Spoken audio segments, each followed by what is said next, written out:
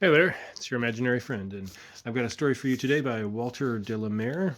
Now, as always, bear in mind that sometimes an author will have included something in their work that at the time of writing seemed fine to them, and it's not always fine. This is called All Hallows, and it begins with a quote from Richard Hooker, uh, an English theologian from the 16th century. And because time in itself can receive no alteration, the hallowing must consist in the shape or countenance which we put upon the affairs that are incident in these days. It was about 3:30 on an August afternoon when I found myself for the first time looking down upon All Hallows, and at a glimpse of it, fatigue and vexation passed away. I stood at gaze, as the old phrase goes, like the two children of Israel sent in to spy out the promised land. How often the imagined transcends the real? Not so All Hallows.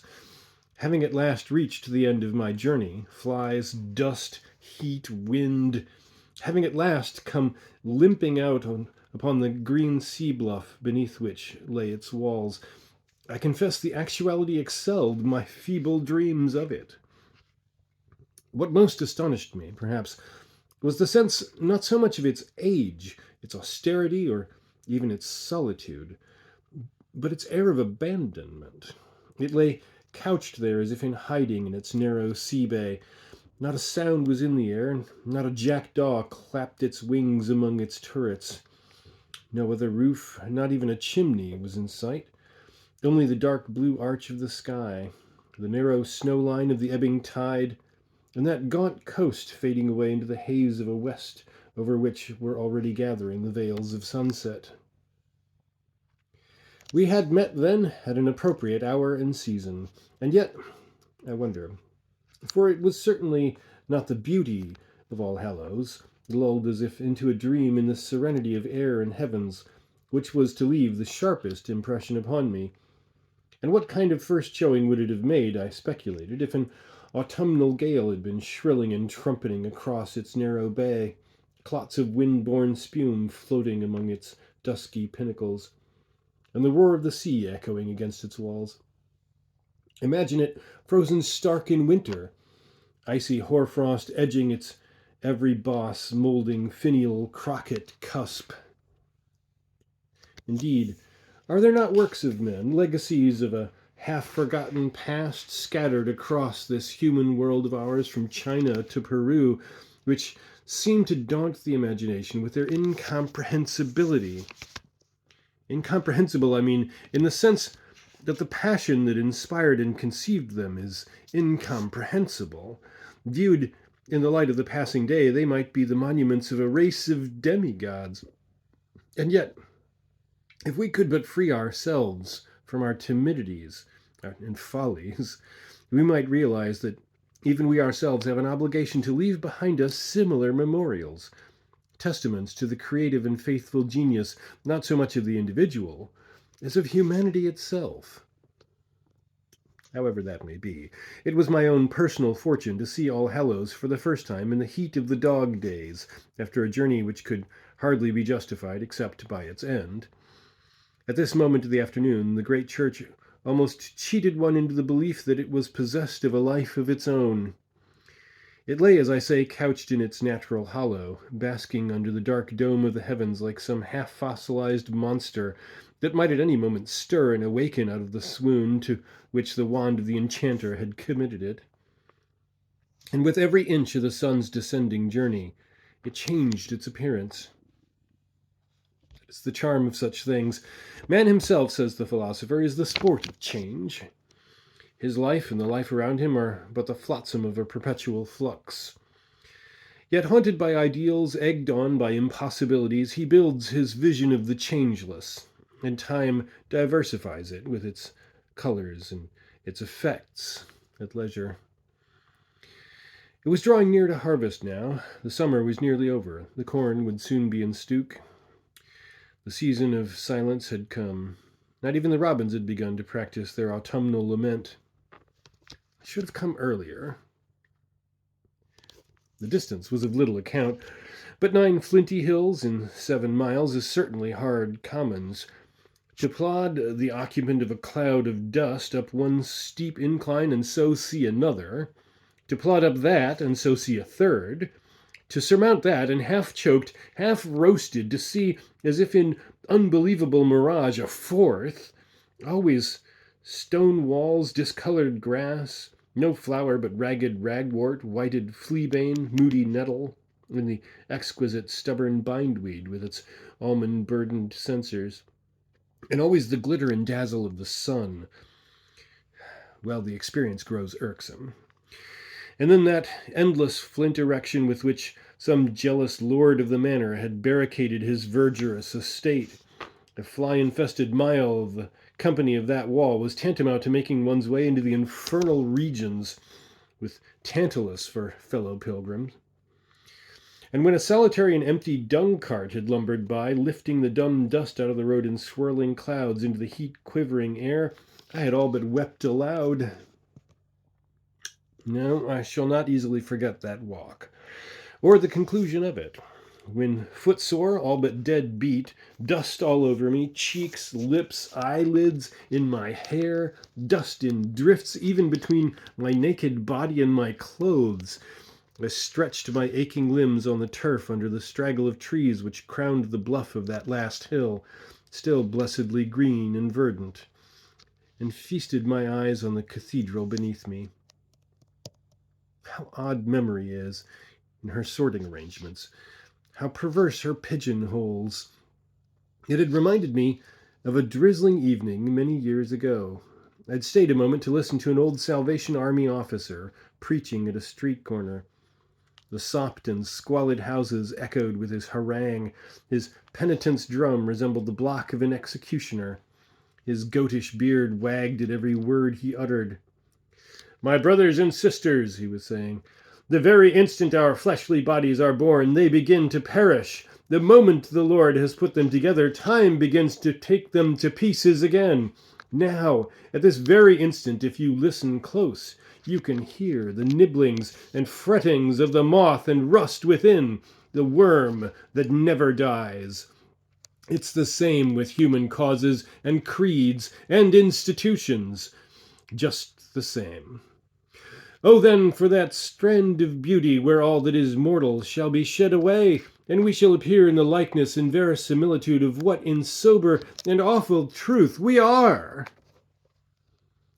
The light striking out of an oil and colorman's shop at the street corner lay across his cheek and beard and glassed his eye. The soaked circle of humanity in which he was gesticulating stood staring and motionless. The lassies, the probationers, the melancholy idlers. I had had enough. I went away. But it is so odd that so utterly inappropriate a recollection should have edged back into my mind at this moment. There was, as I have said, not a living soul in sight. Only a few seabirds, oyster-catchers maybe, were jangling on the distant beach. It was now 3:45 by my watch, and the usual pensive Linlan Lone from the belfry beneath me would soon no doubt be ringing to evensong. But if at that moment a triple Bob Major had suddenly clanged its alarm over sea and shore, I couldn't have stirred a finger's breadth. Scanty though the shade afforded me by the wind-shorn tuft of trees under which I lay may be, I was ineffably at peace. No bell, as a matter of fact, loosed its tongue that stagnant half-hour, unless then the walls beneath me already concealed a few such chance visitors as myself. All Hallows would be empty. A cathedral not only without a close, but without a congregation. Yet another romantic charm.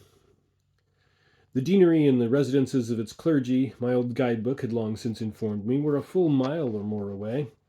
I determined in due time first to make sure of an entry, and then, having quenched my thirst, to bathe.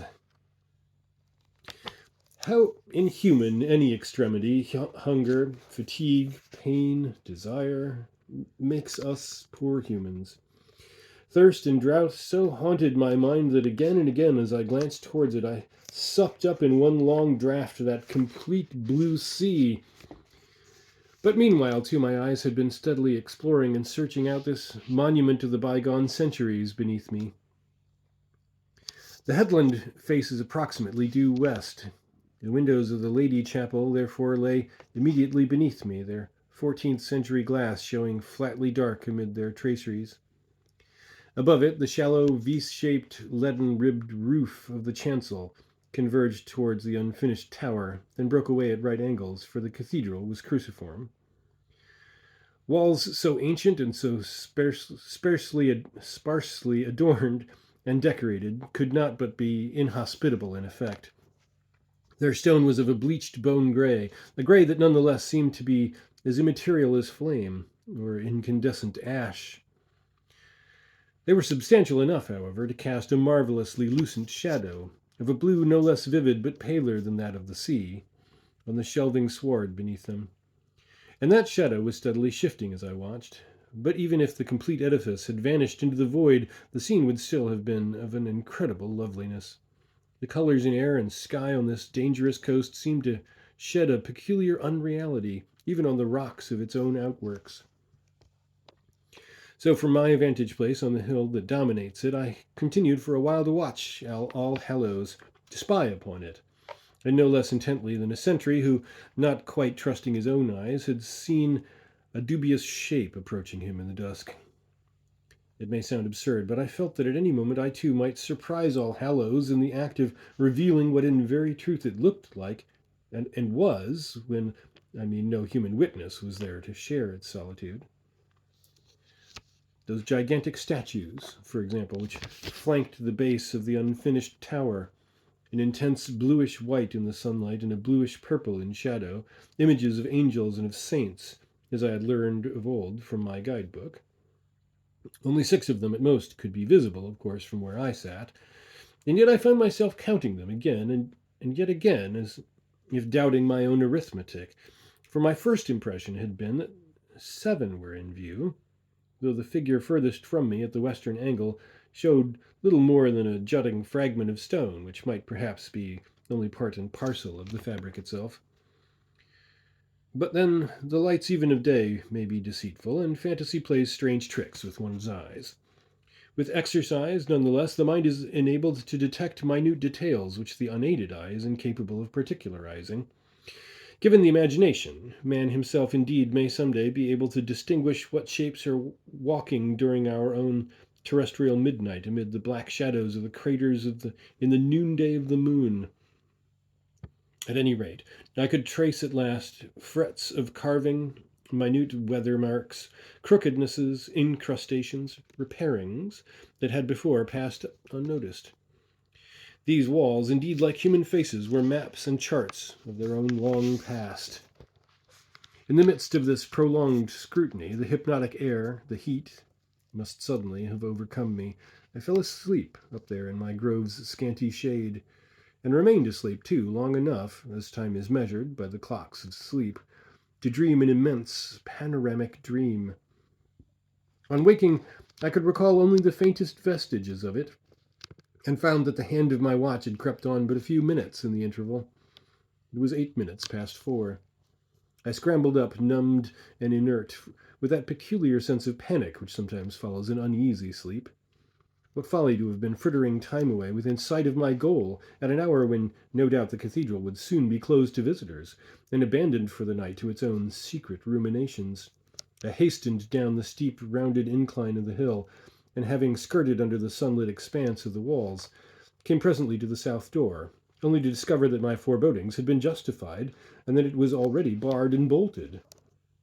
The discovery seemed to increase my fatigue fourfold. How foolish it is to obey mere caprices. What a straw is a man! I glanced up into the beautiful shell of masonry above my head. Shapes and figures in stone it showed in plenty, symbols of an imagination that had flamed and faded, leaving the signature for sole witness. But not a living bird or butterfly. There was but one faint chance left of making an entry. Hunted now, rather than the hunter, I hastened out again into the full blazing flood of sunshine, and once more came within sight of the sea so near at last that I could hear its enormous sallies and murmurings. Indeed, I had not realized until that moment how closely the great western doors of the cathedral abutted on the beach. It was as if its hospitality had been deliberately designed not for a people to whom the faith of which it was the shrine had become a weariness and a commonplace, but for the solace of pilgrims from over the ocean. I could see them tumbling into their cockle-boats out of their great hollow ships, sails idle, anchors down, see them leaping ashore and straggling up across the sands to these all-welcoming portals. Parthians and Medes and Elamites, dwellers in Mesopotamia and in the parts of Egypt about Cyrene, strangers of Rome, Jews and proselytes. We do hear them speak in our own tongue, the wonderful works of God. And so at last I found my way into All Hallows, entering by a rounded dwarfish side door with zigzag mouldings. There hung for corbel to its dripstone a curious leering face with its forked tongue out to give me welcome, and an appropriate one, too, for the figure I made. But once beneath that prodigious roof tree I forgot myself and everything that was mine. The hush, the coolness, the unfathomable twilight drifted in on my small human consciousness. Not even the ocean itself is able so completely to receive one into its solacing bosom, except for the windows over my head, filtering with their stained glass the last western radiance of the sun. There was but little visible color in those great spaces, and a severe economy of decoration. The stone piers carried their round arches with an almost intimidating impassivity. By deliberate design, too, or by some illusion of perspective, the whole floor of the building appeared steadily to ascend towards the east, where a dark wooden, multitudinously figured rood screen shut off the choir and the high altar from the nave. I seemed to have exchanged one universal actuality for another, the burning world of nature for this oasis of quiet. Here the wings of the imagination need never rest in their flight out of the wilderness into the unknown. Thus resting, I must again have fallen asleep, and so swiftly can even the merest freshet of sleep affect the mind that when my eyes opened, I was completely at a loss. Where was I? What demon of what romantic chasm had swept my poor drowsy body into this immense haunt? The din and clamor of an horrific dream whose fainting rumor was still in my ear became suddenly stilled. Then at one and the same moment, a sense of utter dismay at earthly surroundings no longer serene and peaceful, but grim and forbidding, flooded my mind, and I became aware that I was no longer alone. 20 or 30 paces away, and a little this side of the rude screen, an old man was standing. To judge from the black and purple velvet and tassel-tagged gown he wore, he was a verger. He had not yet realized, it seemed, that a visitor shared his solitude, and yet he was listening. His head was craned forward and leaned sideways on his rusty shoulders. As I steadily watched him, he raised his eyes and with a peculiar stealthy deliberation scanned the complete upper regions of the northern transept. Not the faintest rumor of any sound that may have attracted his attention reached me where I sat. Perhaps the wild bird had made its entry through a broken pane of glass, and with its cry had at the same moment awakened me and caught his attention. Or maybe the old man was waiting for some fellow occupant to join him from above. I continued to watch him. Even at this distance, the silvery twilight cast by the clerestory windows was sufficient to show me, though vaguely, his face. The high sloping nose, the lean cheekbones, and protruding chin. He continued so long in the same position that I at last determined to break in on his reverie. At sound of my footsteps, his head sunk cautiously back upon his shoulders, and he turned, and then motionlessly surveyed me as I drew near. He resembled one of those old men whom Rembrandt delighted in drawing. The knotted hands, the black drooping eyebrows, the wide, thin-lipped ecclesiastical mouth, the intent cavernous dark eyes beneath the heavy folds of their lids. White as a miller with dust, hot and draggled, I was hardly the kind of visitor that any self-respecting custodian would warmly welcome, but he greeted me none the less, with every mark of courtesy. I apologized for the lateness of my arrival, and explained it as best I could. Until I caught sight of you, I concluded lamely, I hadn't ventured very far in. Otherwise I might have found myself a prisoner for the night. It must be dark in here when there is no moon. The old man smiled, but wryly. As a matter of fact, sir, he replied, the cathedral is closed to visitors at 4. At such times, that is, when there is no afternoon service. Services are not as frequent as they were. But visitors are rare, too. In winter, in particular, you notice the gloom, as you say, sir. Not that I ever spend the night here, though I am usually last to leave. There's the risk of fire to be thought of, and I think I should have detected your presence here, sir. One becomes accustomed after many years. There was the usual trace of official pedantry in his voice, but it was more pleasing than otherwise, nor did he show any wish to be rid of me. He continued his survey, although his eye was a little absent and his attention seemed to be divided. I thought perhaps I might be able to find a room for the night and really explore the cathedral tomorrow morning. It has been a tiring journey. I come from... from... It is a fatiguing journey, sir, taken on foot. I used to walk in there to see a sick daughter of mine. Carriage parties occasionally make their way here, but not so much as once. We are too far out of the hurly-burly to be much intruded on. Not that them who come to make their worship here are intruders, far from it, but most that come are mere sightseers, and the fewer of them, I say, in the circumstances, the better. Something in what I had said or in my appearance seemed to have reassured him. Well, I cannot claim to be a regular churchgoer, I said. I am myself a mere sightseer, and yet, even to sit here for a few minutes is to be reconciled. Reconciled, sir, the old man repeated, turning away. I can well imagine it after that journey on such a day as this. But to live here is another matter. I was thinking of that, I replied in a foolish attempt to retrieve the position. It must, as you say, be desolate enough in the winter. For 2/3 of the year, indeed.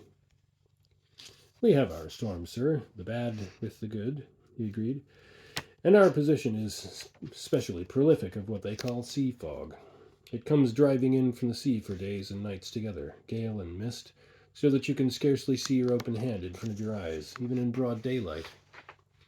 And the noise of it, sir, sweeping across overhead in that woolliness of mist, if you take me, is most peculiar. It's shocking to a stranger. No, sir, we are left pretty much to ourselves when the fine weather birds are flown. You'd be astonished at the power of the winds here. There was a mason, a local man, too, not above 2 or 3 years ago, was blown clean off the roof from under the tower, tossed up in the air like an empty sack. And the old man at last allowed his eyes to stray upwards to the roof again. But there's not much doing now. He seemed to be pondering. Nothing open. I mustn't detain you, I said, but you were saying that services are infrequent now. Why is that? When one thinks of... But tact restrained me. Pray, don't think of keeping me, sir.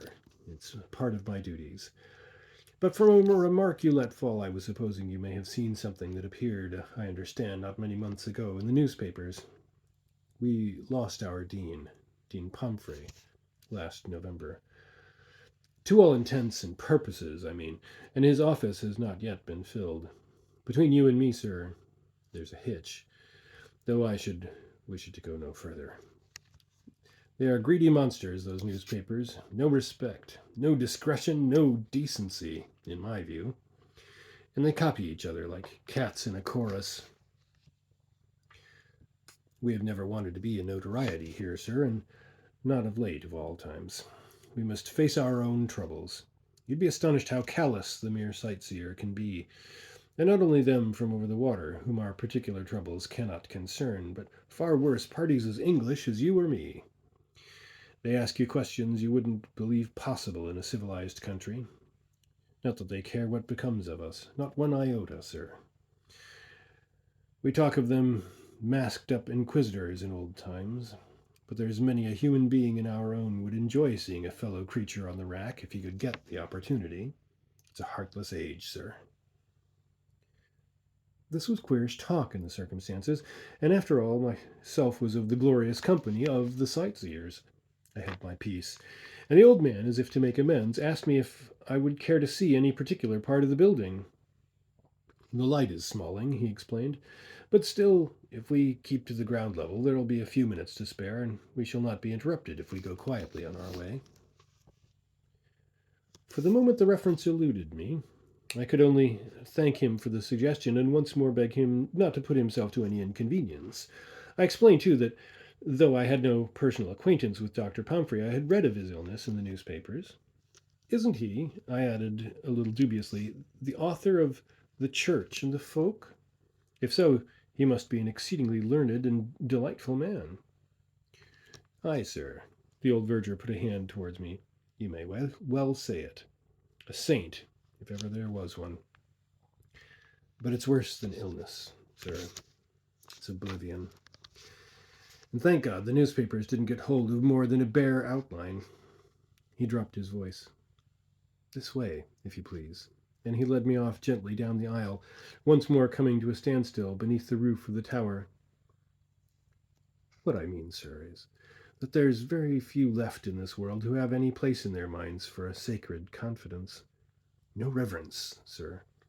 They would as lief All Hallows and all it stands for were swept away tomorrow, demolished to the dust. And that gives me the greatest caution with whom I speak. But sharing one's troubles is sometimes a relief. If it weren't so, why do those Catholics have their wooden boxes all built for the purpose? What else, I ask you, is the meaning of their fasts and penances? You see, sir, I am myself, and have been for upwards of 12 years now, the Dean's verger. In the sight of no respecter of persons, of offices and dignitaries, that is, I take it, I might claim to be even an elder brother. And our Dean, sir, was a man who was all things to all men. No pride of place, no vauntingness, none of your apron and gaiter high and mightiness whatsoever, sir. And then that. And to come on us without warning, or at least without warning as could be taken as such. I followed his eyes into the darkening stony spaces above us. A light like tarnished silver lay over the soundless vaultings. But so, of course, dusk either of evening or daybreak would affect the ancient stones. Nothing moved there. You must understand, sir, the old man was continuing, the procession for divine service proceeds from the vestry over yonder, out through those wrought iron gates, and so under the rude screen, and into the chancel there. Visitors are admitted on showing a card or a word to the verger in charge, but not otherwise. If you stand a pace or two to the right, you will catch a glimpse of the altar screen, 14th century work, Bishop Robert de Beaufort, and a unique example of the age. But what I was saying is that when we proceed for the services out of here into there, it has always been our custom to keep pretty close together, more seemly and decent, sir, than straggling in like so many sheep. Besides, sir, aren't we at such times in the manner of an array, marching as to war, if you take me?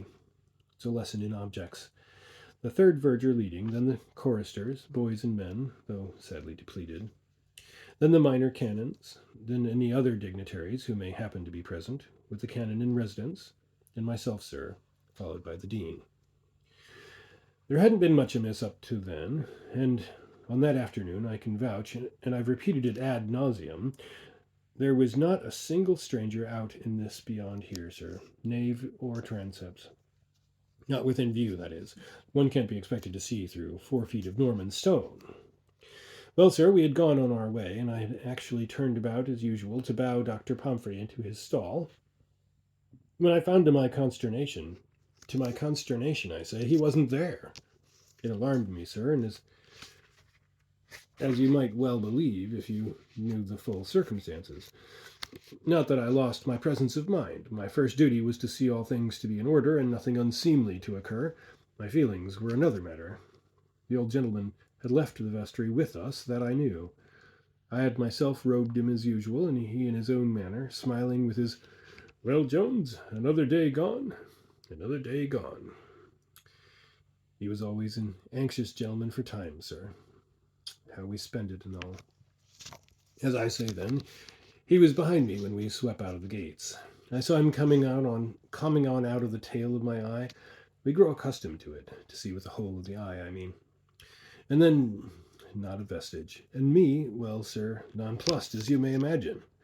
I gave a look and sign at Canon Ockham, and the service proceeded as usual, while I hurried back to the vestry, thinking the poor gentleman must have been taken suddenly ill. And yet, sir, I was not surprised to find the vestry vacant and him not there. I had been expecting matters to come to what you might call a head. As best as I could, I held my tongue, and a fortunate thing it was that Canon Ockham was there in residence, and not Canon Lay Shauger, though perhaps I am not the one to say it. No, sir, our beloved dean, as pious and unworldly a gentleman as ever graced the church, was gone forever. He was not to appear in our midst again. He'd been... And the old man with elevated eyebrows and long lean mouth nearly whispered the words into my ear. He'd been abducted, sir. Abducted? I murmured. The old man closed his eyes, and with trembling lids added, He was found, sir, late that night, up there in what they call the trophy room, sitting in a corner there, weeping. A child. Not a word of what had persuaded him to go or misled him there. Not a word of sorrow or sadness, thank God. He didn't know us, sir. Didn't know me.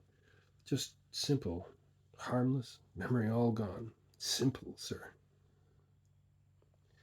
It was foolish to be whispering together like this beneath these enormous spaces with not so much as a clothes moth for sign of life within view. But I even lowered my voice still further. Were there no premonitory symptoms? Had he been failing for long? The spectacle of grief in any human face is afflicting, but in a face as aged and resigned as this old man's, I turned away in remorse the moment the question was out of my lips. Emotion is a human solvent, and a sort of friendliness had sprung up between us. If you will just follow me, he whispered, there's a little place where I make my ablutions that might be of service, sir. We would converse there in better comfort. I am sometimes reminded of those words in Ecclesiastes, and a bird of the air shall tell of the matter. There's not much in our poor human affairs, sir, that was not known to the writer of that book. He turned and led the way with surprising celerity, gliding along in his thin-soled, square-toed clerical springside boots, and came to a pause outside a nail-studded door. He opened it with a huge key and admitted me into a recess under the central tower. We mounted a spiral stone staircase and passed along a corridor hardly more than 2 feet wide and so dark that now and again I thrust out my fingertips in search of his black velveted gown to make sure of my guide. This corridor at length conducted us into a little room whose only illumination, I gathered, was that of the ebbing dusk from within the cathedral. The old man was with trembling rheumatic fingers, lit a candle, and thrusting its stick into the middle of an old oak table, pushed open yet another thick oaken door. You will find a basin and a towel in there, sir, if you will be so kind. I entered. A print of the crucifixion was tin-tacked to the panelled wall, and beneath it stood a tin basin and jug on a stand. Never was water sweeter. I laved my face and hands and drank deep, my throat like a parched river course after a drought. What appeared to be a tarnished censer lay in one corner of the room. A pair of 7-branched candlesticks shared a recess with a mousetrap and a book. My eyes passed wearily yet gratefully from one to another of these mute, discarded objects while I stood drying my hands. When I returned, the old man was standing motionless before the spike-barred grille of the window, peering out and down. You asked me, sir, he said, turning his lank, waxen face into the feeble rays of the candle. You asked me, sir, a question, which, if I understood you aright, was this: was there anything that had occurred previous that would explain what I have been telling you? Well, sir, it's a long story, and one best restricted to them, perhaps, that have the goodwill of things at heart. All Hallows, I might say, sir, is my second home. I've been here, boy and man, for close on 55 years. Have seen 4 bishops pass away, and have served under no less than 5 several deans, Dr. Pomfrey, poor gentleman, being the last of the 5. If such a word could be excused, sir, it's no exaggeration to say that Canon Lay Shaugar is a greenhorn by comparison, which may in part be why he has never quite hit it off, as they say, with Canon Ockham, or even with Archdeacon Trafford, though he's another kind of gentleman altogether, and he is at present abroad. He had what they call a breakdown in health, sir. Now, in my humble opinion, what was required was not only wisdom and knowledge, but simple common sense. In the circumstances I am about to mention, it serves no purpose for any of us to be talking too much, to be forever sitting at a table with shut doors and finger on lip and discussing what to most intents and purposes would hardly be called evidence at all, sir. What is the use of argufying, splitting hairs, objurgating about trifles, when matters are sweeping rapidly on from bad to worse? I say it with all due respect, and not, I hope, thrusting myself into what doesn't concern me. Dr. Pomfrey might be with us now in his own self and reason, if only common caution had been observed. But now that the poor gentleman has gone beyond all that, there's no hope of action or agreement left, none whatsoever. They meet, and they have now one expert and now another down from London and even from the continent. And I don't say they are not knowledgeable gentlemen either, nor a pride to their profession. But why not tell all? Why keep back the very secret of what we know? That's what I'm asking. And what's the answer? Why, simply that they don't want to believe. What runs counter to their hopes and wishes and credibilities and comfort in this world, that's what they keep out of sight as long as decency permits. Canon Lay Shaugar knows, sir, what I know. And how, I ask, is he going to get to grips with it at this late day if he refuses to acknowledge that such things are what every fragment of evidence goes to prove that they are? It's we, sir, and not the rest of the heedless world outside who, in the long and the short of it, are responsible. And what I say is, no power or principality, here or hereunder, can take possession of a place while those inside have faith enough to keep them out. But once let that falter, the seas are in. And when I say no power, sir, I mean, with all deference, even Satan himself. That lean, lank face had set at the word like a waxed mask. The black eyes beneath the heavy lids were fixed on mine with an acute intensity, and, though more inscrutable things haunted them, with an unfaltering courage. So dense a hush hung about us that the very stones of the walls seemed to be of silence solidified. It is curious what a refreshment of spirit a mere tin basinful of water may be. I stood leaning against the edge of the table so that the candlelight still rested on my companion. "What is wrong here?" I asked him baldly. He seemed not to have expected so direct an inquiry. "Wrong, sir? Why, if I may make so bold," he replied with a wan, faraway smile, and gently drawing his hand down one of the velvet lapels of his gown. "If I might make so bold, sir, I take it that you have come as a direct answer to prayer." His voice faltered. "I am an old man now, and nearly at the end of my tether. You must realize, if you please, that I can't get any help that I can understand. I'm not doubting that the gentlemen I have mentioned have only the salvation of the cathedral at heart, the cause, sir, and a graver responsibility yet. But they refuse to see how close to the edge of things we are, and how we are drifting. Take mere situation. So far as my knowledge tells me, there is no sacred edifice in the whole kingdom, of a piece, that is, with All Hallows, not only in mere size and age, but in what I might call sanctity and tradition, that is so open.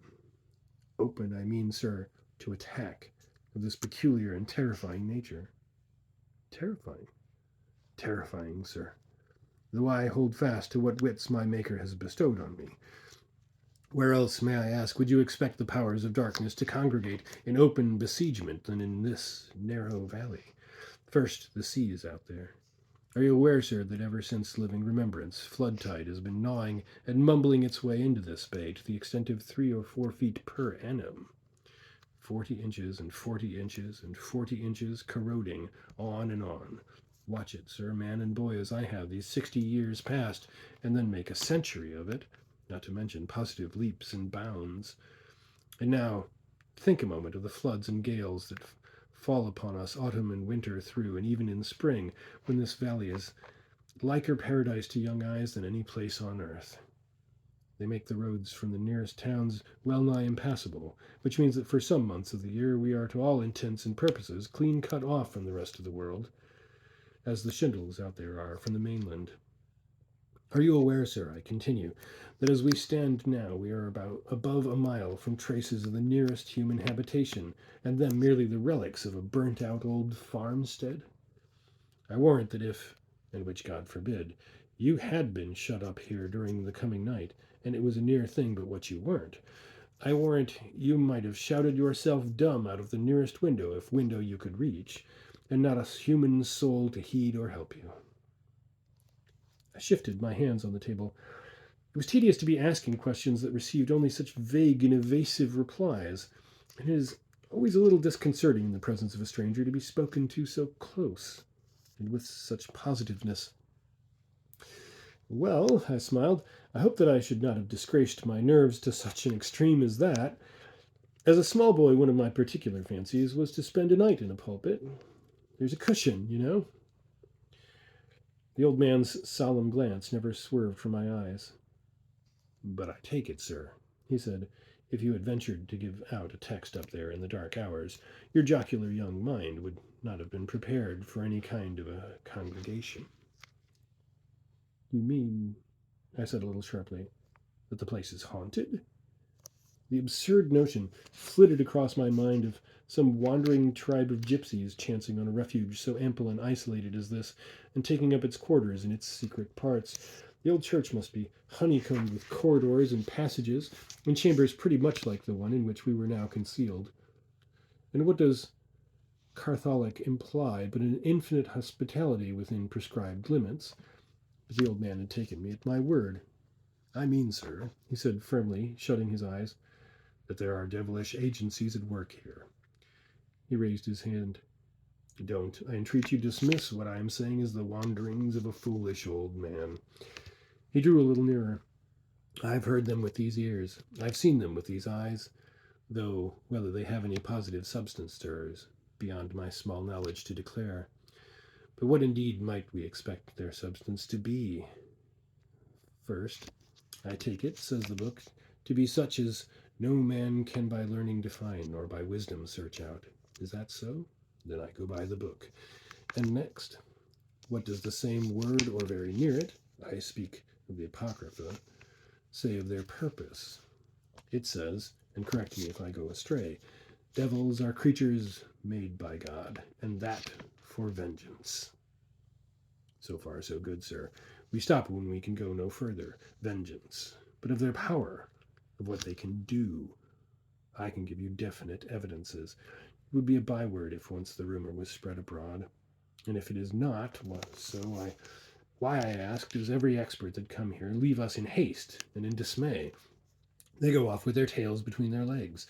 They see, they grope in, but they don't believe. They invent reasons, and they hasten to leave us. His face shook with the emphasis he laid upon the word. Why? Why, because the experience is beyond their knowledge, sir. He drew back, breathless, and as I could see, profoundly moved. But surely, I said, every old building is bound in time to show symptoms of decay. Half the cathedrals in England, half its churches, even of any age, have been restored, and in many cases with ghastly results. This new grouting, and so on. Why, only the other day. All I mean is, why should you suppose mere wear and tear should be caused by any other agency than... The old man turned away. I must apologize, he interrupted me with his inimitable admixture of modesty and dignity. I am a poor mouth at explanation, sir. Decay, stress, strain, settling, dissolution. I have heard these words bandied from lip to lip like a game of cup and ball. They fill me with nausea. Why, I'm speaking not of dissolution, sir, but of repairs, restorations. Not decay, strengthening. Not a corroding loss, an awful progress. I could show you places, and chiefly obscured from direct view, and difficult of a close examination, sir, where Stones lately as rotten as pumice and as fretted as a sponge have been replaced by others fresh quarried, and nothing of their kind within 20 miles. There are spots where massive blocks a yard or more square have been pushed into place by sheer force. All Hallows is safer at this moment than it has been for 300 years. They meant well, them who came to see, full of talk and fine language, and went dumb away. I grant you they meant well. I'll allow that. They hummed and they hawed, they smirked this and they shrugged that, but at heart, sir, they were cowed, horrified, all at a loss. Their very faces showed it. But if you ask me for what purpose such doings are afoot, I have no answer. None. But now, supposing you yourself, sir, were one of them, with your repute at stake, and you were called in to look at a house which the owners of it and them who had it in trust were disturbed by its being re-edificated and restored by some agency unknown to them, supposing that, why, and he rapped with his knuckles on the table, being human and not one of us, mightn't you be going away too with your mouth shut, because you didn't want to get talked about to your disadvantage? And wouldn't you at last dismiss the whole thing as a foolish delusion in the belief that living in out-of-the-way parts like these cuts a man off from the world, breeds maggots in the mind? I assure you, sir, they don't. Not even Canon Ockham himself to the full. They don't believe even me. And yet, when they have their meetings of the chapter, they talk and wrangle round and round about nothing else. I can bear the other without a murmur. What God sends, I say, we humans deserve. We have laid ourselves open to it. But when you buttress up blindness and wickedness with downright folly, why then, sir, I sometimes fear for my own reason. He set his shoulders as square as his aged frame would permit, and with fingers clutching the lapels beneath his chin, he stood gazing out into the darkness through that narrow inward window. Ah, sir, he began again, I have not spent 60 years in this solitary place without paying heed to my own small wandering thoughts and instincts. Look at your newspapers, sir. What they call the Great War is over, and he'd be a brave man who would take an oath before heaven that that was only of human designing. And yet, what do we see around us?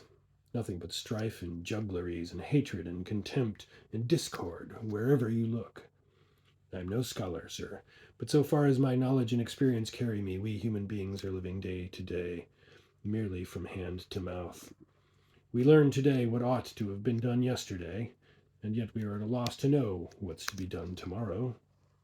And the church, sir, God forbid I should push my way into what does not concern me, and if you had told me half an hour gone by that you were a regular churchman, I shouldn't be pouring out all this to you now. It wouldn't be seemly. But being not so gives me confidence. By merely listening, you can help me, sir, though you can't help us. Centuries ago, and in my humble judgment rightly, we broke away from the parent stem and rooted ourselves in our own soil. But right or wrong, doesn't that of itself, I ask you, make us all the more open to attack from him who never wearies in going to and fro in the world, seeking whom he may devour? I'm not wishing you to take sides, but a gentleman doesn't scoff. You don't find him jeering at what he doesn't rightly understand. He keeps his own counsel, sir. And that's where, as I say, Canon Lay Shauger sets me doubting. He refuses to make allowances, though up there in London things may look different. He gets his company there, and then for him the whole kaleidoscope changes, if you take me. The old man scanned me for an instant as if inquiring within himself whether, after all, I, too, might not be one of the outcasts. You see, sir, he went on dejectedly, I can bear what may be to come. I can, if need be, live on through what few years may yet remain to me, and keep going, as they say. But only if I can be assured that my own inmost senses are not cheating and misleading me. Tell me the worst, and you will have done an old man a service he can never repay. Tell me, on the other hand, that I am merely groping along in a network of devilish delusions, sir. Well, in that case, I hope to with my master, with Dr. Pomfrey, as soon as possible. We were all children once, and now there's nothing worse in this world for him to come into, in a manner of speaking. Oh, sir, I sometimes wonder if what we call childhood and growing up isn't a copy of the fate of our ancient forefathers in the beginning of time, There were fallen angels, we are told. But even if it weren't there in Holy Writ, we might have learned it of our own fears and misgivings. I sometimes find myself looking at a young child with little short of awe, sir, knowing that within its mind is a scene of peace and paradise of which we older folk have no notion, and which will fade away out of it as life wears on, like the mere tabernacling of a dream. There was no trace of unction in his speech, though the phraseology might suggest it, and he smiled at me as if in reassurance. You see, sir, if I have any true notion of the matter, and I say, Heaven is dealing very gently with Dr. Pomfrey. He has gone back, and I take it his soul is elsewhere and at rest. He had come a pace or two nearer, and the candlelight now cast grotesque shadows in the hollows of his brows and cheekbones, silvering his long, scanty hair. The eyes, dimming with age, were fixed on mine as if in incommunicable entreaty. I was at a loss to answer him. He dropped his hands to his sides. The fact is, he looked cautiously about him. What I am now being so bold as to suggest, though it's a familiar enough experience to me, may put you in actual danger. But then duty's duty, and a deed of kindness from stranger to stranger, quite another matter. You seem to have come, if I may say so, in the nick of time. That was all. On the other hand, we can leave the building at once, if you are so minded. In any case, we must be gone well before dark sets in. Even mere human beings are best not disturbed at any night work they may be after. The dark brings recklessness. Conscience cannot see as clear in the dark. Besides, I once delayed too long myself. There is not much of day left even now, though I see by the almanac there should be a slip of moon tonight, unless the sky is overclouded. All that I'm meaning is that our all in all, so to speak, is the calm, untrammeled evidence of the outer senses, sir. And there comes a time when one hesitates to trust one's own. I've read somewhere that it is only its setting, the shape, the line, the fold, the angle of the lid, and so on, that gives its finer shades of meaning and significance to the human eye. Looking into his, even in that narrow and melancholy light, was like pondering over a gray, salt, desolate pool, such as sometimes neighbors the sea on a flat and dangerous coast. Perhaps if I had been a little less credulous, or less exhausted, I should by now have begun to doubt this old creature's sanity. And yet, surely, at even the faintest contact with the insane, a sentinel in the mind sends up flares and warnings. The very landscape changes. There's a sense of insecurity. If, too, the characters inscribed by age and experience on a man's face can be evidence of goodness and simplicity, then my companion was safe enough. To trust in his sagacity was another matter. But then there was All Hallows itself to take into account. That first glimpse from my green headland of its lowering yet lovely walls had been strangely moving. There are buildings, almost as though they were once copies of originals now half forgotten in the human mind, that have a singular influence on the imagination. Even now in this remote candle-lit room, immured between its massive stones, the vast edifice seemed to be gently and furtively fretting its impression on my mind. I glanced again at the old man. He had turned aside, as if to leave me, unbiased, to my own decision. How would a lifetime spent between these somber walls have affected me, I wondered. Surely it would be an act of mere decency to indulge their worn-out hermit. He had appealed to me. If I were 10 times more reluctant to follow him, I could hardly refuse.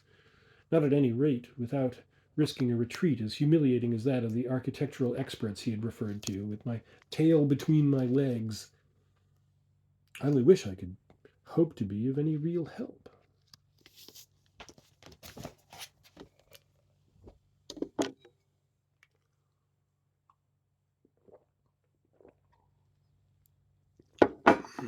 Excuse me. He turned about, his expression changed, as if at the coming of a light. Why then, sir, let us be gone at once. You are with me, sir. That was all I hoped and asked. And now there's no time to waste. He tilted his head to listen a moment, with that large, flat, shell-like ear of his which age alone seems to produce. Matches and candles, sir. He had lowered his voice to a whisper. But, though we mustn't lose each other, you and me, I mean, not, I think, a naked light. What I would suggest, if you have no objection, is your kindly grasping my gown. There's a kind of streamer here, you see, as if made for the purpose. There will be a good deal of up and downing, but I know the building blindfold, as you might say, inch by inch. And now that the bell ringers have given up ringing, it is more in my charge than ever. He stood back and looked at me with folded hands, a whimsical, childlike smile on his aged face. I sometimes think to myself I'm like the sentry, sir, in that play by William Shakespeare. I saw it 6 years ago, on my only visit to London when I was a boy. If ever there were a villain, for all his fine talk and all, commend me to that ghost. I see him yet. Whisper though it was, a sort of chirrup had come into his voice, like that of a cricket in a baker's shop. I took tight hold of the velveted tag of his gown. He opened the door, pressed the box of safety matches into my hand, himself grasped the candlestick, then blew out the light. We were instantly marooned in impenetrable darkness. Now, sir, if you would kindly remove your walking shoes, he muttered close in my ear, we should proceed with less noise. I shan't hurry you. And please to tug at the streamer if you need attention. In a few minutes, the blackness will be less intense. As I stooped down to loose my shoelaces, I heard my heart thumping merrily away. It had been listening to our conversation, apparently. I slung my shoes round my neck, as I had often done as a boy when going paddling, and we set out on our expedition. I have endured too often the nightmare of being lost and abandoned in the stony bowels of some strange and prodigious building to take such an adventure lightly.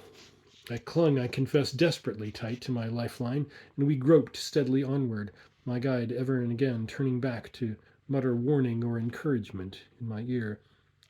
Now I found myself steadily ascending, and then in a while feeling my way down flights of hollowly worn stone steps, and anon brushing along a gallery or corkscrewing up a newel staircase so narrow that my shoulders all but touched the walls on either side. In spite of the sepulchral chill in these bowels of the cathedral, I was soon suffocatingly hot, and the effort to see became intolerably fatiguing. Once, to recover our breath, we paused opposite a slit in the thickness of the masonry, at which to breathe the tepid sweetness of the outer air. It was faint with the scent of wild flowers and cool of the sea. And presently after, at a barred window high overhead, I caught a glimpse of the night's first stars. We then turned inward once more, ascending yet another spiral staircase, and now the intense darkness had thinned a little, the groined roof above us becoming faintly discernible. A fresher air softly fanned my cheek, and then trembling fingers groped over my breast, and cold and bony clutched my own. Dead still here, sir, if you please. So close sounded the whispered syllables, the voice might have been a messenger's within my own consciousness. Dead still here. There's a drop of some 60 or 70 feet a few paces on. I peered out across the abyss, conscious as it seemed of the huge superincumbent weight of the noble fretted roof, only a small space now, immediately above our heads. As we approached the edge of this stony precipice, the gloom paled a little, and I guessed that we must be standing in some coign of the southern transept, for what light the evening skies now afforded was clearer towards the right. On the other hand, it seemed the northern windows opposite us were most of them boarded up, or obscured in some fashion. Gazing out, I could detect scaffolding poles, like knitting needles, thrust out from the walls, and a balloon-like spread of canvas above them. For the moment my ear was haunted by what appeared to be the droning of an immense insect, but this presently ceased. I fancy it was internal only. You will understand, sir, breathed the old man close beside me, and we still stood, grotesquely enough, hand in hand. The scaffolding over there has been in position a good many months now. It was put up when the last gentleman came down from London to inspect the fabric, and there it's been left ever since. Now, sir, though I implore you to be cautious. I hardly needed the warning. With one hand clutching my box of matches, the fingers of the other interlaced with my companion's, I strained every sense, and yet I could detect not the faintest stir or murmur under that wide-spreading roof. Only a hush as profound as that which must reign in the royal chamber of the Pyramid of Cheops faintly swirled in the labyrinths of my ear. How long we stayed in this position I cannot say, but minutes sometimes seem like hours, and then, suddenly, without the slightest warning, I became aware of a peculiar and incessant vibration. It is impossible to give a name to it. It suggested the remote whirring of an enormous millstone, or that, though without definite pulsation, of revolving wings, or even the spinning of an immense top. In spite of his age, my companion apparently had ears as acute as mine. He had clutched me tighter a full 10 seconds before I myself became aware of this disturbance of the air. He pressed closer. "Do you see that, sir?" I gazed and saw nothing. Indeed, even in what I had seemed to hear, I might have been deceived. Nothing is more treacherous in certain circumstances, except possibly the eye, than the ear. It magnifies, distorts, and may even invent. And instantaneously as I had become aware of it, the murmur had ceased. And then, though I cannot be certain, it seemed the dingy and voluminous spread of canvas over there had perceptibly trembled, as if a huge cautious hand had been thrust out to draw it aside. No time was given me to make sure. The old man had hastily withdrawn me into the opening of the wall through which we had issued, and we made no pause in our retreat until we had come again to the narrow slit of window which I have spoken of, and could refresh ourselves with a less stagnant air. We stood here resting a while. "Well, sir?" he inquired at last, in the same flat, muffled tones. "Do you ever pass along here alone?" I whispered. "Oh, yes, sir. I make it a habit to be the last to leave, and often the first to come, but I am usually gone by this hour." I looked close at the dim face in profile against that narrow oblong of night. "It is so difficult to be sure of oneself," I said. "Have you ever actually encountered anything? Near at hand, I mean." "I keep a sharp lookout, sir. Maybe they don't think me of enough importance to molest. The last rat, as they say." "But have you?" I might myself have been communicating with the phantasmal genius loci of All Hallows, our muffled voices, this intense caution and secret listening, the slight breathlessness, as if at any instant one's heart were ready for flight. "But have you?" "Well, yes, sir," he said, "and in this very gallery. They nearly had me, sir. But by good fortune there's a recess a little further on, stored up with some old fragments of carving from the original building, 6th century, so it said, stone capitals, heads and hands and such like. I'd had my warning and managed to leap in there and conceal myself, but only just in time. Indeed, sir, I confess I was in such a condition of terror and horror, I turned my back." "You mean you heard, but didn't look, and something came?" "Yes, sir. I seemed to be reduced to no bigger than a child, huddled up there in that corner. There was a sound like clanging metal, but I don't think it was metal. It drew near at a furious speed, then past me, making a filthy gust of wind. For some instants I couldn't breathe. The air was gone." "And no other sound?" "No other, sir, except out of the distance a noise like the sounding of a stupendous kind of gibberish, a calling, or so it seemed. No human sound. The air shook with it. You see, sir, I myself wasn't of any consequence, I take it, unless a mere obstruction in the way. But I have heard it said somewhere that the rarity of these happenings is only because it's a pain and torment and not any sort of pleasure for such beings, such apparitions, sir, good or bad, to visit our outward world. That's what I've heard said, though I can go no further." The time I'm telling you of was in the early winter, November. There was a dense sea fog over the valley, I remember. It eddied through that opening there into the candlelight like flowing milk. I never light up now, and if I may be forgiven the boast, sir, I seem to have forgotten how to be afraid. After all, in any walk of life a man can only do his best, and if there weren't such opposition and hindrances in high places, I should have nothing to complain of. What is anybody's life, sir? Come past the gaiety of youth, but marking time. Did you hear anything then, sir?" His gentle, monotonous mumbling ceased, and we listened together. but every ancient edifice has voices and soundings of its own. There was nothing audible that I could put a name to, only what seemed to be a faint perpetual stir or whir of grinding, such as, to one's overstimulated senses, the stablest stones set on one on top of the other with an ever slightly varying weight and stress might be likely to make perceptible in a world of matter. A world which, after all, they say, is itself in unimaginably rapid rotation and under the tyranny of time. No, I heard nothing, I answered. But please don't think I am doubting what you say. Far from it. You must remember I am a stranger, and that therefore the influence of the place cannot but be less apparent to me, and you have no help in this now. No, sir, not now. But even at the best of times we had small company hereabouts, and no money. Not for any substantial outlay, I mean. And not even the boldest suggests making what's called a public appeal.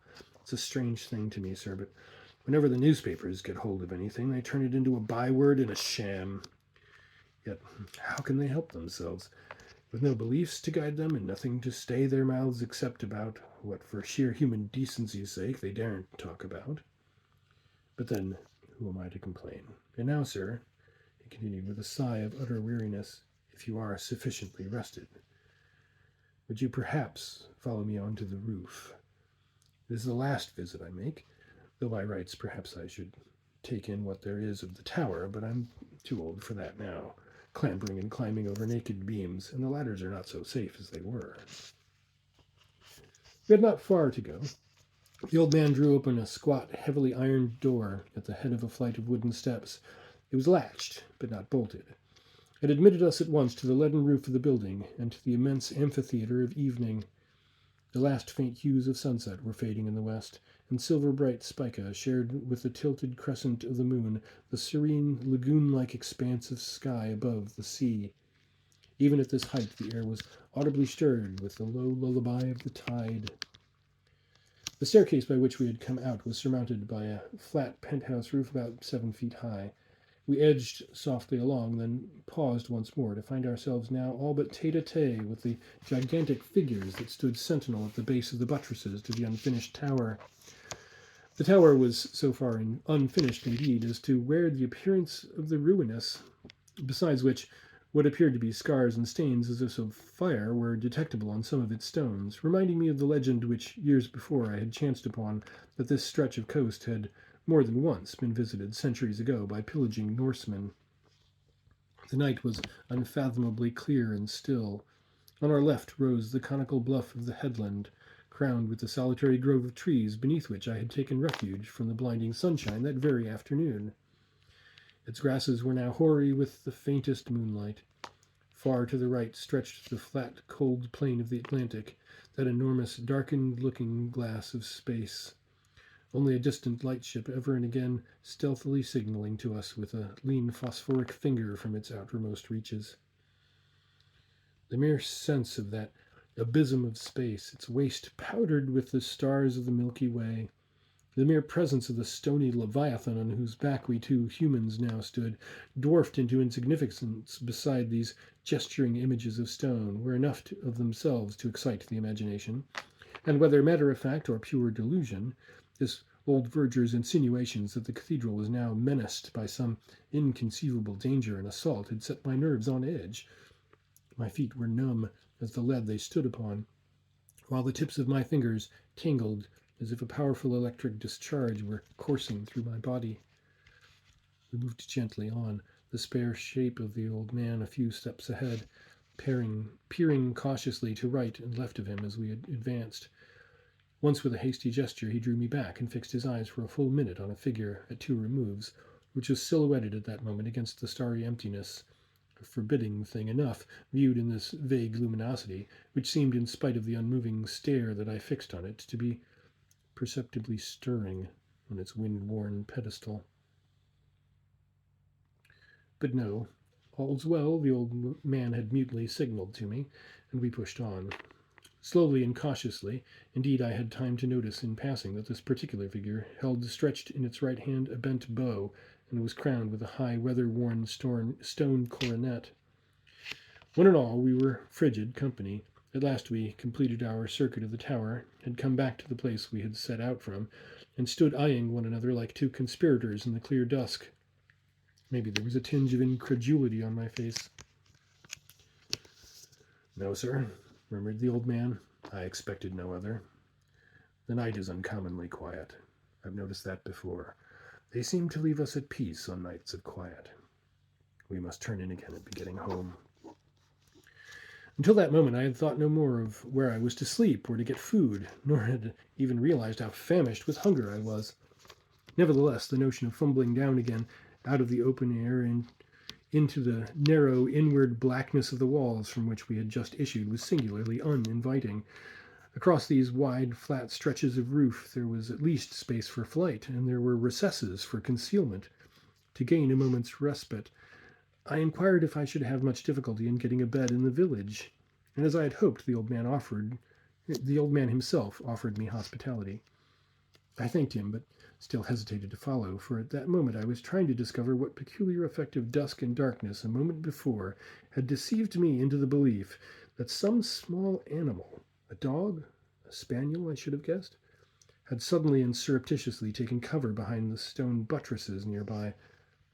But that apparently had been a mere illusion. The creature, whatever it might be, was no barker, at any rate. Nothing stirred now, and my companion seemed to have noticed nothing amiss. "You were saying," I pressed him, "that when restorations of the building were in contemplation, even the experts were perplexed by what they discovered. What did they actually say?" "Say, sir." Our voices sounded as small and meaningless up here as those of grasshoppers in a noonday meadow. "Examine that balustrade which you are leaning against at this minute. Look at that gnawing and fretting, that furrowing above the lead. All that is honest wear and tear, constant weathering of the mere elements, sir. Rain and wind and snow and frost. That's honest nature work, sir. But now compare it, if you please, with this St. Mark here. And remember, sir, these images were intended to be part and parcel of the fabric, as you might say. Sentries on a castle. Symbols, you understand." I stooped close under the huge grey creature of stone until my eyes were scarcely more than 6 inches from its pedestal. And unless the moon deceived me, I confess, I could find not the slightest trace of fret or friction. Far from it. The stone had been grotesquely decorated in low relief with a gaping crocodile, a two-headed crocodile, and the angles, nubs, and undulations of the creature were cut as sharp as with a knife in cheese. I drew back. "Now, cast your glance upwards, sir. Is that what you would call a saintly shape and gesture?" What appeared to represent an eagle was perched on the image's lifted wrist, an eagle resembling a vulture. The head beneath it was poised at an angle of defiance, its ears abnormally erected on the skull, the lean right forearm extended with pointing forefinger as if in derision. Its stony gaze was fixed upon the stars. Its whole aspect was hostile, sinister, and intimidating. I drew aside.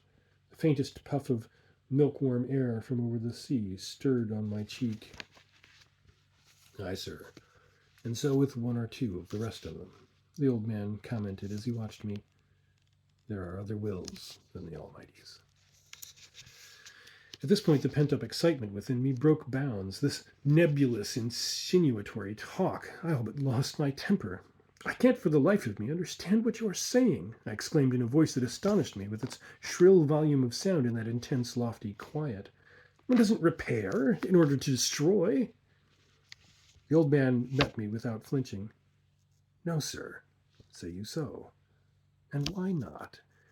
Are there not two kinds of change in this world, a building up and a breaking down? To give strength and endurance for evil or misguided purposes, would that be power wasted if such was your aim? Why, sir, isn't that true even of the human mind and heart?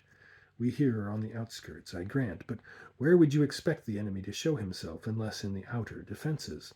An institution may be beyond saving, sir. It may be being restored for a worse destruction. And 100 trumpeting voices would make no difference when the faith and life within it is tottering to its fall." Somehow this muddle of metaphors reassured me. Obviously the old man's wits had worn a little thin.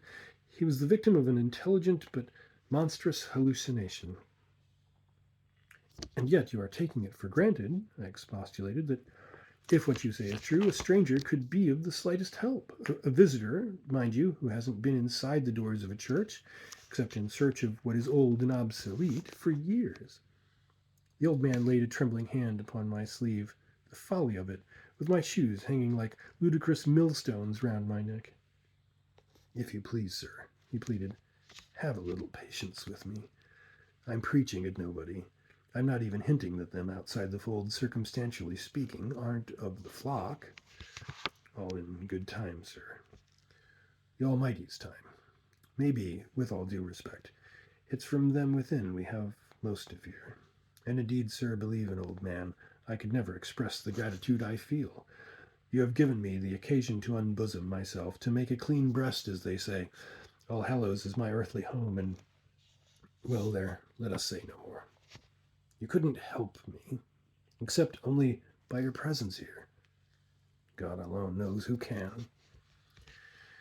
At that instant, a dull, enormous rumble reverberated from within the building, as if a huge boulder or block of stone had been shifted or dislodged in the fabric. A peculiar, grinding, nerve-wracking sound, and for the fraction of a second the flags on which we stood seemed to tremble beneath our feet. The fingers tightened on my arm. Come, sir, keep close. We must be gone at once, the quavering old voice whispered. We have stayed too long. But we emerged into the night at last without mishap. The little western door above which the grinning head had welcomed me on my arrival admitted us to terra firma again, and we made our way up a deep sandy track bordered by clumps of hemp agrimony and fennel and hemlock, with viper's bugloss and sea poppy blooming in the gentle dusk of night at our feet. We turned when we reached the summit of this sandy incline and looked back. All Hallows, vague and enormous, lay beneath us in its hollow, resembling some natural prehistoric outcrop of that sea-worn, rock-bound coast, but strangely human and saturnine. The air was mild as milk, a pool of faintest sweetnesses, gorse, bracken, heather, and not a rumour disturbed its calm, except only the furtive and stertorous sighings of the tide. But far out to sea and beneath the horizon, summer lightnings were now in idle play, flickering into the sky like the unfolding of a signal, planet to planet, then gone. That alone, and perhaps too this feeble moonlight glinting on the ancient glass, may have accounted for the faint vitreous glare that seemed ever and again to glitter across the windows of the northern transept far beneath us. And yet how easily deceived is the imagination! This old man's talk still echoing in my ear, I could have vowed this was no reflection, but the glow of some light shining fitfully from within outwards. We paused together beside a flowering bush of fuchsia at the wicket gate leading into his small square of country garden. You'll forgive me, sir, for mentioning it, but I make it a rule as far as possible to leave all my troubles and misgivings outside when I come home. My daughter is a widow, and not long in that sad condition, so I keep as happy a face as I can on things. And yet, well, sir, I wonder at times if a personal sacrifice isn't incumbent on them that have their object most at heart. I'd go out myself very willingly, sir, I can assure you, if there was any certainty in my mind that it would serve the cause. It would be little to me if... He made no attempt to complete the sentence. On my way to bed that night, the old man led me in on tiptoe to show me his grandson. His daughter watched me intently as I stooped over the child's cot, with that bird-like solicitude which all mothers show in the presence of a stranger. Her small son was of that fairness which almost suggests the unreal. He had flung back his bedclothes as if innocence in this world needed no covering or defense, and lay at ease, the dews of sleep on lip, cheek, and forehead. He was breathing so quietly that not the least movement of shoulder or narrow breast was perceptible. A lovely thing, I murmured, staring at him. Where is he now, I wonder? His mother lifted her face and smiled at me with a drowsy, ecstatic happiness, and sighed. And from out of the distance there came the first prolonged whisper of a wind from over the sea. It was 11 by my watch. The storm, after the long heat of the day, seemed to be drifting inland. But All Hallows apparently had forgotten to wind its clock.